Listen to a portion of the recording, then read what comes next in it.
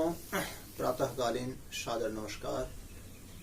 आज मैं आपको गीता के 18वें अध्याय के 78वें 78 श्लोक का वर्णन करेंगे।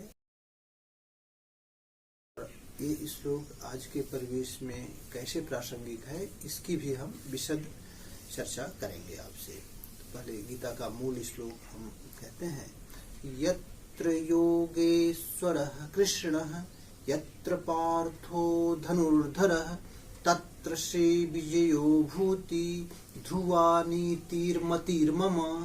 यानी इसमें योगेश्वर, यहाँ पर योगेश्वर कृष्ण है और पार्थ धनुर्धर अर्जुन है। वहां पर विजय ऐसी है जैसे आकाश में ध्रुव तारा सत्य और अटल का प्रतीक है, ठीक इसी प्रकार से आपकी विजय सुनिश्चित है। अब यहाँ पर एक एक शब्दों का विशद व्याख्या देखेंगे कि यत्र योगेश्वर कृष्ण, योगेश्वर कृष्ण क्या थे? खुद एक योगेश्वर थे, योगी थे। और अर्जुन कौन है? अर्जुन जो अपने कार्य के प्रति तल्लीन है, अपने कार्य के प्रति काफी संवेदनशील है, सीरियस है, वही अर्जुन है। और तत्र श्री विजयो भूति, वहां पर तो विजय पक्की है, जैसे ध्रुव तारा सत्य और अटल का प्रतीक है। भाव यहाँ पर यह है कि ऐसा नहीं है कि कृष्ण और अर्जुन दोनों द्वापर कालीन व्यक्ति थे। इसका मतलब कि द्वापर युग तो खत्म हो गया, अभी प्रेजेंट टाइम में तो कलयुग चल रहा है। क्या कलयुग में गीता रेलेवेंट नहीं है? है।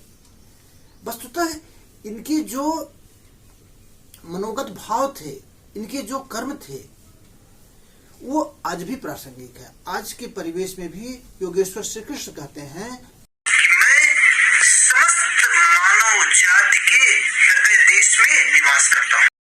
और अर्जुन कौन है? अर्जुन वही है, काफी जो विकल आत्मा, कुछ पाने के लिए इच्छुक है, उत्सुक है, यानी जो अनुरागी है, वो है अर्जुन। तो ऐसी स्थिति में जब हम किसी भी चीज के लिए व्याकुल होते हैं तो ये न किन प्रकारेण हम उसे पाने का प्रयास करते हैं। जो जीवन का मूल उद्देश्य क्या है? आत्म साक्षात्कार। जो जीवन का मूल उद्देश्य क्या है? आत्म साक्षात्कार। जीवन का उद्देश्य सिर्फ खाओ पियो मस्त रहो नहीं है। जीवन का उद्देश्य आत्म साक्षात्कार है, यानी आत्मा का परमात्मा से मिलन ही जीवन का मूल उद्देश्य है। तो इसकी प्राप्ति के लिए हमें विकल होना पड़ेगा, हमें व्याकुल होना पड़ेगा। हमें परमात्मा को जानने के लिए, उनको पहचानने के लिए अपने को काफी यज्ञ रूपी, कर्म के यज्ञ रूपी कुंड में अपने आप को समाहित करना होगा, झोंकना होगा, तब हम कुछ जानेंगे।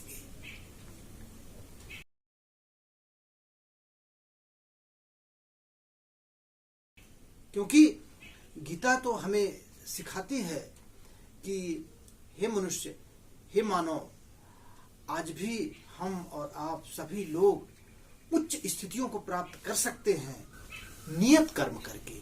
अब सवाल उठता है, नियत कर्म क्या है? तो हमें यज्ञ दान तप किसी काल में यह त्यागने योग्य नहीं है, यह अनुकरणीय है। मनुष्य की नाना प्रकार की इच्छाएं होती हैं, लेकिन सब पूर्ण नहीं होती हैं। जिस इच्छा के साधन होते हैं वह पूर्ण होती है। तो योगेश्वर श्री कृष्ण जहां है और जहां महात्मा अर्जुन है, वहीं श्री है, वहीं विजय है, वहीं विभूति है। और ध्रुव नीति भी यही है। तो सृष्टि की नीतियां आज हैं तो कल बदलेंगी। ध्रुव तो एकमात्र परमात्मा है, उसमें प्रवेश दिलाने वाली नीति, ध्रुव नीति भी यही है। और एक बात और हम अवश्य बोल देंगे, हमको बहुत अच्छा लगता है। गीता का श्लोक तो खत्म हुआ, ये ब्रह्मवर्त पुराण का है कि अवश्यमेव भोक्तव्यम कृत कर्म शुभा शुभम ना भुक्तम क्षयते कर्म कल्प कोटि शतैरपि। यानी किए हुए कर्म का फल अवश्य भुगतना पड़ता है। कर्म के प्रभाव से आप बच नहीं सकते हैं। यदि शुभ कर्म किए हैं तो उसका फल शुभ ही होगा, अशुभ कर्म किए हैं तो उसका फल भी अशुभ ही होगा। प्रकृति में भी इतनी शक्ति नहीं है कि उस आपके कर्म के प्रभाव को नष्ट कर दे, क्योंकि कर्म पथ में बीज का नाश नहीं होता है। इसलिए हे मनुष्य, अपने आप सत्कर्मों में लग जाइए, एक क्षण का भी समय खोए बिना आप सत्कर्मों में कंटिन्यू रहिए और अपने मानव जीवन को श्रेष्ठ बनाइए, क्योंकि मानव जीवन के लिए देवता तक लोग तरसते हैं। इसलिए आप अपने अमूल्य जीवन क्षण को एक श्रेष्ठ मानव कृत्य को बनाने के लिए एक नए युग का, सतयुग का समझिए सूत्रपात करिए और अपने को आगे बढ़ाइए और अपने समाज को, देश को भी आगे बढ़ाइए। जय हिंद, धन्यवाद, सादर।